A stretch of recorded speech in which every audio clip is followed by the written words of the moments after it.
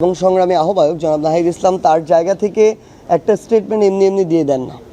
যখন আমাদের কাছে এই বিষয়গুলো বিভিন্ন দিক থেকে প্রতিফলিত হয় তখন আমরা মনে করি যে তাদেরকে সতর্ক করার সময় হয়েছে এবং সেই সতর্কই আমাদের আহ্বায়ক আমাদের এনসিপির পক্ষ থেকে অভ্যুত্থানের একজন প্রতিনিধি হিসেবে এবং এক দফার ঘোষক হিসেবে তিনি এই সতর্কতা দিয়েছেন।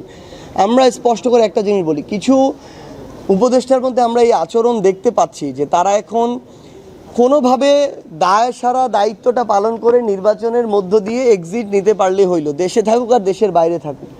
এই দায়সারা দায়িত্ব নেয়ার জন্য অভ্যুত্থান পরবর্তী একটা সরকার কাজ করতে পারে না। তারা এত শহীদের উপরে এত রক্তের উপরে দাঁড়িয়ে ওইখানে আছে, তারা যদি এখন জীবনের একটু থ্রেটের ভয় করে তাহলে তো ওই দায়িত্ব তাদের নেওয়া উচিত ছিল না। সো স্পষ্ট কথা, তারা যদি এত কিছু এত বড় ত্যাগ এগুলোকে ভুলে গিয়ে শুধুমাত্র ওইটুকু চিন্তা করে, সবাই না গুটি কয়েক, তারা যদি ওইটুকু চিন্তা করে এবং ওইভাবে নেগোসিয়েশনের ভিত্তিতে আগামীতে কারা ক্ষমতায় আসবে ওইটাকে চিন্তা করে তাদের সাথে আলাপ আলোচনার ভিত্তিতে দেশের সিদ্ধান্ত গ্রহণ করে, আমরা মনে করি দেশের মানুষের সামনে তারা মুখ দেখাইতে পারবে না। কোথায় সেফ এক্সিট নেবে? পৃথিবীতে সেফ এক্সিট নেওয়ার একটাই জায়গা, সেটা হচ্ছে মৃত্যু।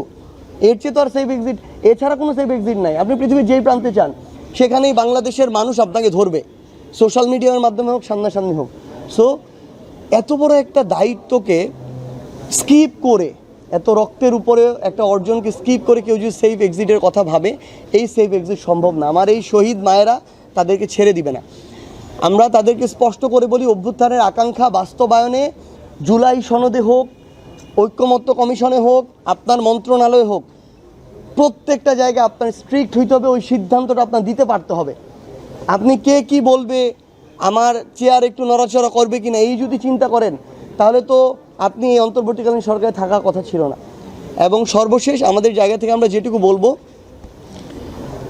যে মাননীয় প্রধান উপদেষ্টাদের কাছে মানুষের কি আশা ছিল না ছিল, এটা কম বেশি, অনেকের কম অনেকের বেশি, অনেকের কোনো আশা ছিল না, অনেকের অনেক হয়তো আছে।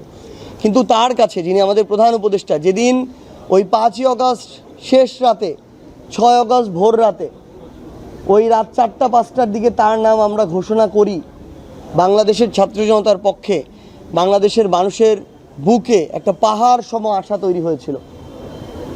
সো তার জীবনের নোবেল অর্জন বলি আর যাই বলি না কেন, তিনি যদি এই আকাঙ্ক্ষাটা বাস্তবায়নে তার সর্বোচ্চটুকু দিয়ে দলীয় ব্যক্তিগত স্বার্থের বাইরে গিয়ে জনগণকে সামনে রেখে, শহীদ পরিবার আহত যোদ্ধাদেরকে সামনে রেখে, অভ্যুত্থানকে সামনে রেখে সর্বোচ্চটুকু দিয়ে বোল্ডলি সিদ্ধান্তগুলো নিয়ে যেতে পারেন, তাহলে তার ওই উচ্চতা ওই জায়গায় যাবে যেই জায়গায় ওই 6 আগস্ট ভোরবেলায় ছিল, যেই জায়গায় মানুষ তাকে দেখতে চায়, সেটা একটা নোবেল অর্জনের চেয়ে অনেক বড় কিছু।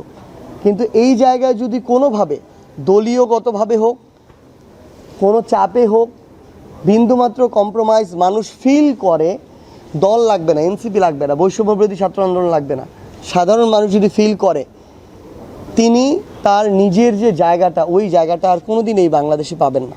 সো আমরা এইটুকু তার মাধ্যমে তাকে এবং সবাইকে আহ্বান করব, অন্তত এই অভ্যুত্থানের আকাঙ্ক্ষার জায়গায় জুলাই সনদ এবং অন্যান্য গুরুত্বপূর্ণ পলিসি মেকিংয়ে যেন কোনো কম্প্রোমাইজ না হয়। এখন পর্যন্ত এই বিষয়গুলো নিয়ে আলোচনা চলছে যে এনসিপি তাদের জায়গা থেকে কোনো অ্যালায়েন্সে যাবে, নাকি কোনো দল রাজনৈতিকভাবে একীভূত হবে, নাকি জোট হবে, নাকি বোঝাপড়া হবে নির্বাচন কেন্দ্রিক, এই বিষয়গুলো নিয়ে আলোচনা চলছে। এবং আমরা মনে করি যে এই পথটা খোলা, কারণ নির্বাচনকে সামনে রেখে একটা রাজনৈতিক দল হিসেবে যখন জনগণ এবং দেশের স্বার্থে অনেকগুলো রাজনৈতিক দল একই পথে হাঁটবে এবং তাদের জায়গা থেকে মনে হবে যে আমাদের দাবি, চিন্তা ভাবনা, দেশ এবং জনগণকে নিয়ে কাজ করার যে জায়গাগুলো, এগুলো আমাদের অনেকটাই মিলে যায়, তখন এটা হতেই পারে যে তারা একসাথে এই নির্বাচনে জনগণের হয়ে ফাইট করবে।